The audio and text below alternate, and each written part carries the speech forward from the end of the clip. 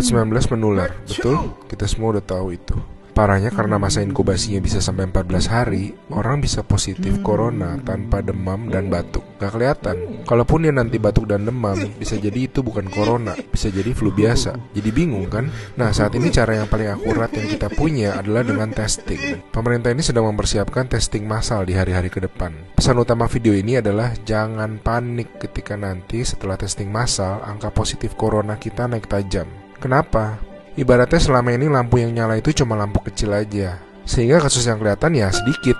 Tapi begitu lampu-lampu lain dinyalain, baru semuanya kelihatan.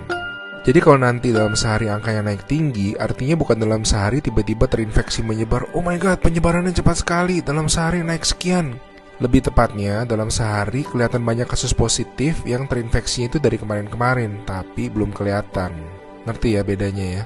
Pahit emang rasanya ngeliat fakta, tapi ini penting banget. Makin kelihatan, makin mereka bisa diisolasi sehingga nggak nularin ke orang-orang yang lebih banyak lagi. Korea Selatan tuh ngelawan COVID dengan cara ini. Mereka ngetes 300.000 orang dalam 7 minggu, sehingga mereka nemuin 8.000 orang yang langsung diisolasi, sehingga tidak menginfeksi khalayak yang lebih luas lagi. Kurva mereka langsung gepeng. Alasan lain untuk tidak serta-merta panik, COVID-19 itu penyakit dengan berbagai tingkatan menurut WHO. Secara statistik, sebagian besar kasus-kasus yang akan positif nanti akan masuk ke dalam kategori sedang. Dan secara statistik, kebanyakan bisa sembuh. Tetap berbahaya, tetap harus sangat waspada, tapi lengkapnya baca-baca jurnal resmi WHO ya.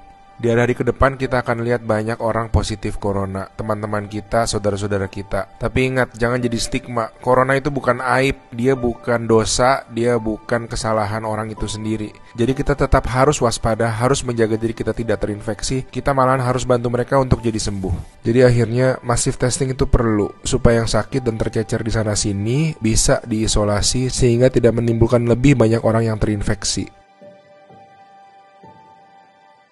Pahit rasanya nanti ngeliat angka-angka ke depan, tapi ini langkah yang sebetulnya sangat positif.